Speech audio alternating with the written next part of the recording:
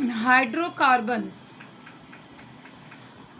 all the carbon compounds which contain only carbon and hydrogen is known as a hydrocarbons. Means जो bonding carbon और hydrogen के बीच में बनती है और कार्बन कंपाउंड्स बनते हैं, वो सारे कार्बन कंपाउंड्स आपके हाइड्रोजन कार्बन्स कहलाते हैं, जिसमें सिर्फ कार्बन और हाइड्रोजन होते हैं. नाउ नेक्स्ट है type of carbon compounds.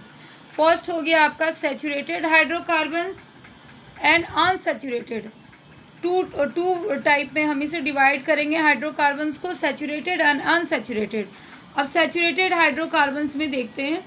Hydrocarbons in which the carbon atom are connected only by the single bond, only by the single bond is known as the saturated. इसमें आप इसका जो naming करते हो उस पर अब ध्यान करेंगे. सैचुरेटेड हाइड्रोकार्बन्स एल्केन होता है, एल्केन ग्रुप को हम सैचुरेटेड हाइड्रोकार्बन्स बोलेंगे, जिसका फॉर्मेशन हम इस फॉर्मूले पे करते हैं CnH2n+2. ओके, एक एग्जांपल लेते हैं. सपोज हमने मीथेन लिया जिसमें कार्बन 1 है, तो हमने n की जगह 1 रखा और n की यहाँ पे n की जगह 1 रखा, तो हमें CH4 मिला, जिसका नेम क्या है, मीथेन. अभी हम लोग इसके बाद कैसे हाइड्रोजन कार्बन के नेमिंग कैसे करते हैं उसकी भी थोड़ी सी आगे मैं बताऊंगी कि कैसे करते हैं, उसकी भी क्लास दूंगी. तो मीथेन हमने किया. अब इसके बीच में आप देखो सिंगल बॉन्डिंग कैसे है. तो कार्बन के 4 वैलेंस इलेक्ट्रॉन हैं और इसने हाइड्रोजन के एक वैलेंस इलेक्ट्रॉन्स के साथ में सिंगल बॉन्डिंग करके उसके इलेक्ट्रॉन शेयरिंग की है. इलेक्ट्रॉन शेयरिंग करके इसने हर जगह सिंगल बॉन्ड बनाई है और डुप्लेट को फॉर्म किया है. आप देख रहे हो, नोबल गैस डुप्लेट और ऑक्टेट से ही फॉर्म होती है. तो CH4 सिंगल बॉन्ड है, ये एल्केन ग्रुप में आएगा. अब डबल बॉन्ड का एक एग्जांपल हम लेते हैं. अगर हमने कार्बन का नंबर 2 रख दिया, 2 कार्बन लिए और इसमें आप बिठाओ, तो C2H4 आपको मिलेगा.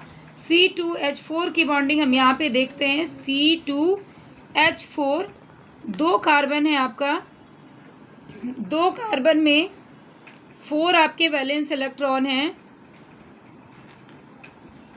4 वैलेंस इलेक्ट्रॉन है. तो ये आपकी डबल बॉन्डिंग यहाँ कार्बन टू कार्बन बनती है. और हाइड्रोजन कितने हैं, 4. तो हाइड्रोजन के एक इलेक्ट्रॉन के साथ वैलेंस इलेक्ट्रॉन के साथ यहाँ पे बॉन्डिंग बन रही है. ओके, आप देख सकते हो यहाँ पे कैसे है, 1 2 3 4 5 5 6. ओके, और ये अगर यहाँ पे भी 1 2 3 4 और एक हाइड्रोजन आप लगाओगे, यहाँ पे सिंगल बॉन्डिंग बन गई और यहाँ सिंगल बॉन्डिंग बन गई. तो 4 हाइड्रोजन एंड 2 कार्बन्स शेयरिंग करके यहाँ पे 8 बन जाता है.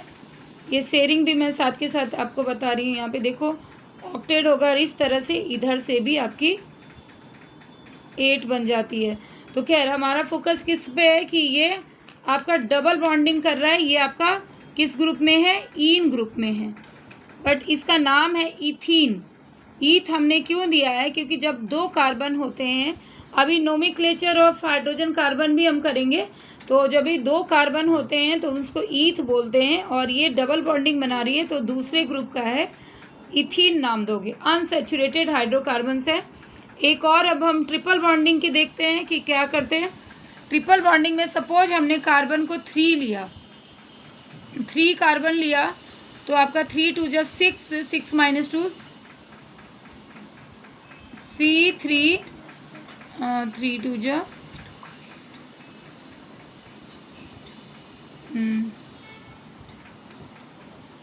3 से आपका C3H4 बन जाता है. C3H4 की बॉन्डिंग कैसे हो रही है ये देखो आप. ये आपका आइन ग्रुप में से है, जैसे अभी मैंने बताया. तो यहाँ 3 कार्बन और 4 हाइड्रोजन के साथ इसकी बॉन्डिंग होगी. तो पहले आप देखो C का 4 वैलेंसी यहाँ पे भी 4 वैलेंसी इलेक्ट्रॉन. तो C के 1 के साथ यहाँ हाइड्रोजन की बॉन्डिंग होगी और 3 इलेक्ट्रॉन्स आपस में दूसरे कार्बन के साथ 3 इनकी बॉन्डिंग बन रही है. जो 1 लेफ्ट होते हैं ये आपके 1 कार्बन के एक इलेक्ट्रॉन के साथ बॉन्डिंग करेंगे, और जो 3 हैं वो 3H के साथ बॉन्डिंग करेंगे। तो ये ट्रिपल बॉन्डिंग हो गई। सिंस यहाँ पे 3 कार्बन से मैंने बताया, तो प्रॉप लगाएंगे हम, और ये आपके थर्ड ग्रुप का है CnH2n-2 एल्काइन ग्रुप, इसलिए एल्काइन का सफिक्स आप YNE लगाओगे, इसका नेमिंग हो जाएगा प्रोपाइन, और ट्रिपल बॉन्डिंग है।